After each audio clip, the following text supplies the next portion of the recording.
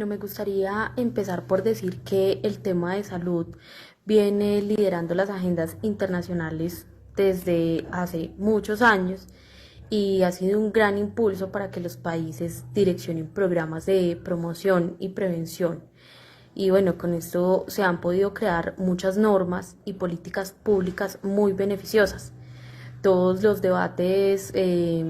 relacionados o en torno a las condiciones que le permiten vivir a las personas en condiciones, valga la redundancia, en condiciones saludables, que evitan enfermedades y que previenen el riesgo, así como se hace en los ambientes laborales, donde los profesionales en seguridad y salud en el trabajo buscan evitar accidentes, incidentes, enfermedades laborales y obviamente prevenir situaciones donde se ponga en riesgo la vida del trabajador.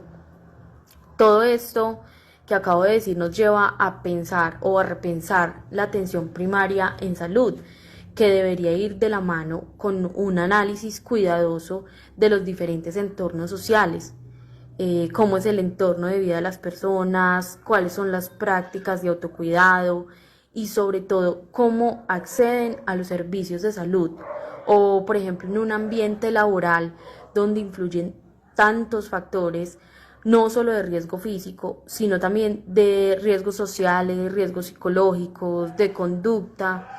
¿Cuál ha sido la respuesta? ¿Cuál es la respuesta del sistema de salud o del sistema de gestión de seguridad y salud en el trabajo para responder ante esos factores de riesgo?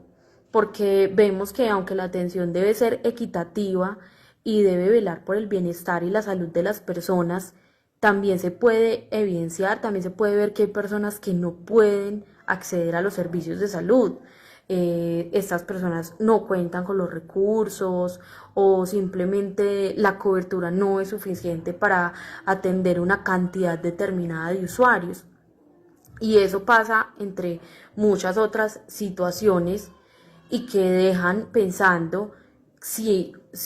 en realidad están funcionando bien los sistemas de salud, si en realidad está funcionando bien el sistema de salud y los sistemas de gestión, porque tenemos políticas públicas muy bien elaboradas, hay muchos tratados, hay normas, hay conferencias, donde la salud siempre es el tema principal y tenemos una gran mayoría de empresas con un sistema de gestión bien elaborado, pero entonces realmente esto se está quedando reducido en el papel porque en las realidades de las comunidades, en las realidades laborales, no se ve un sistema eficiente y sostenible.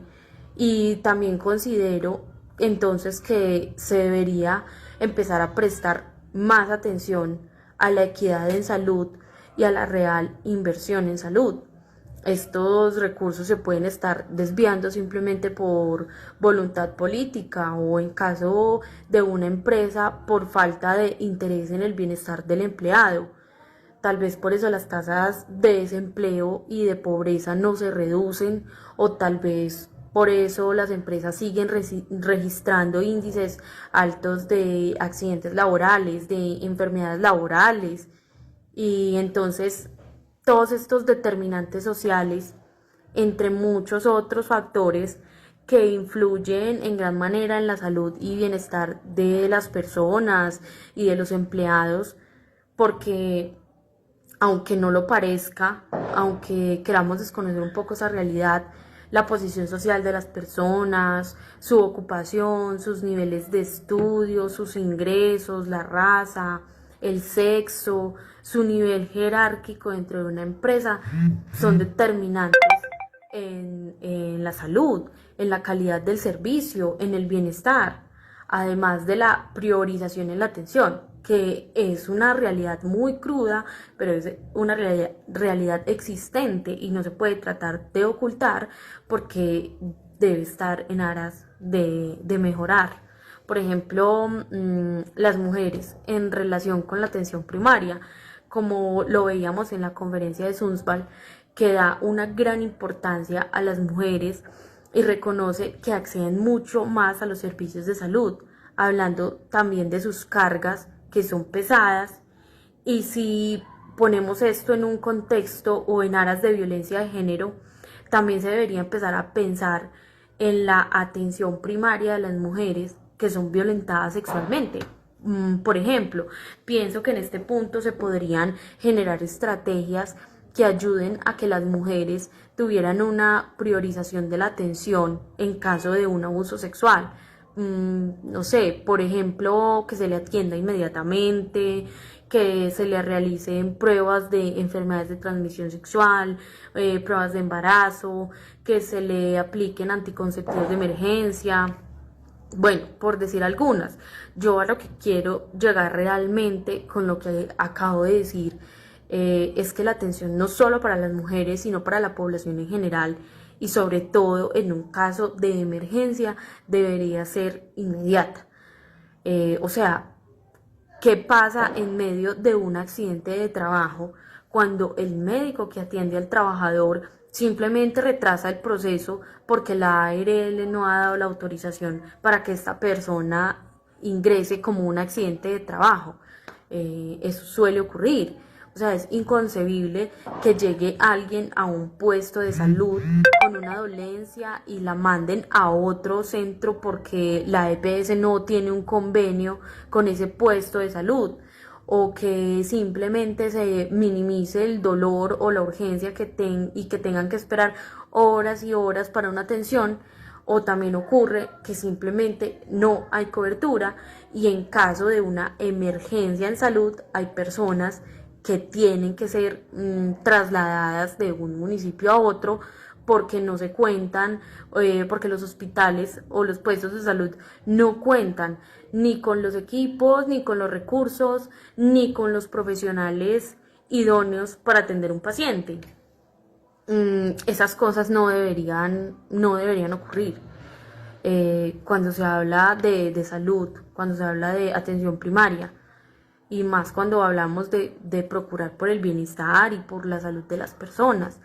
Aunque uno trata de entender y uno entiende que las dinámicas sociales abren muchas barreras que ponen a las personas en unas situaciones de desigualdad social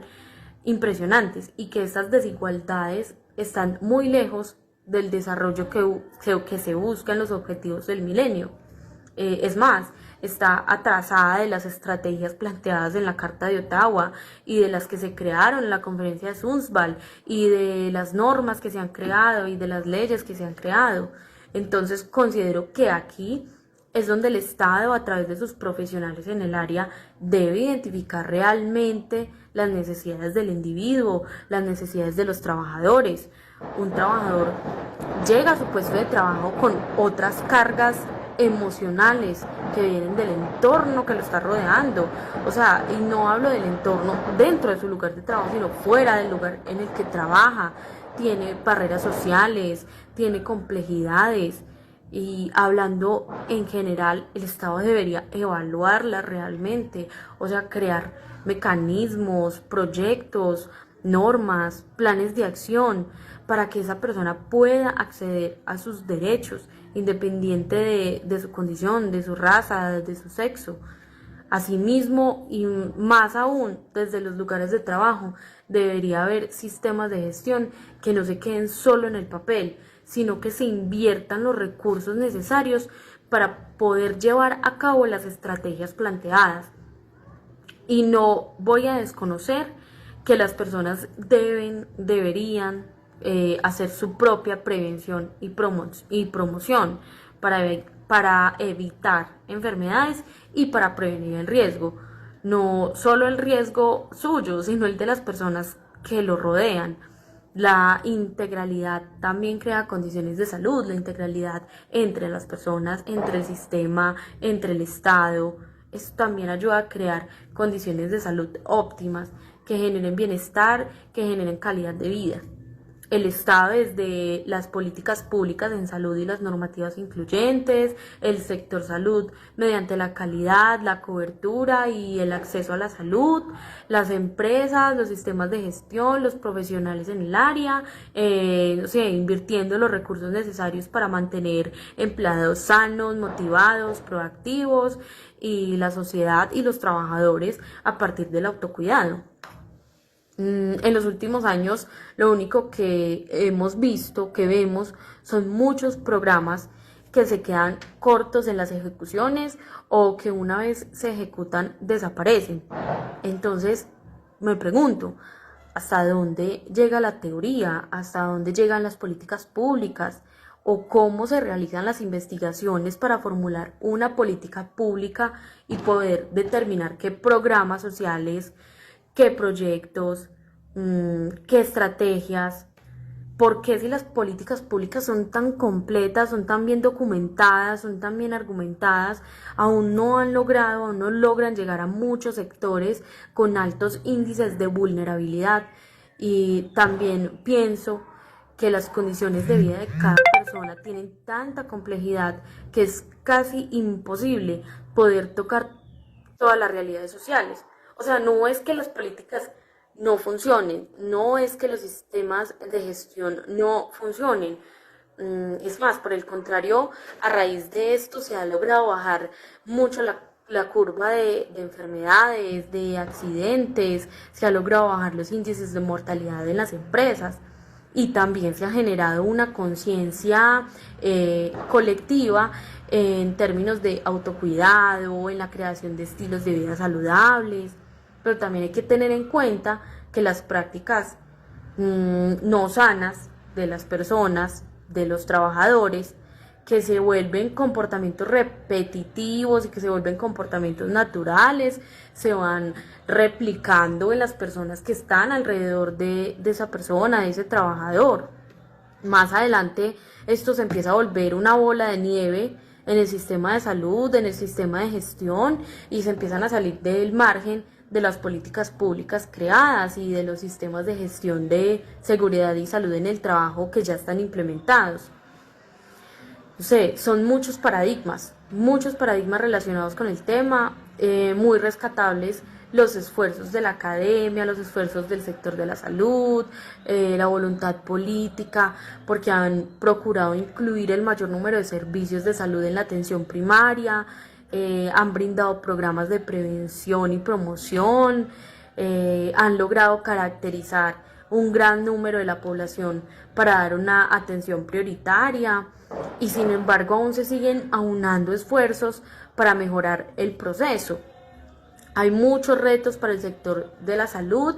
y para los profesionales del área de seguridad y salud en el trabajo, porque es de suma importancia promover los estilos de vida sanos a través del autocuidado, apoyado en la atención primaria. Creo que este es el primer paso para crear ambientes sanos, para preservar la vida, para evitar la enfermedad y para prevenir el riesgo.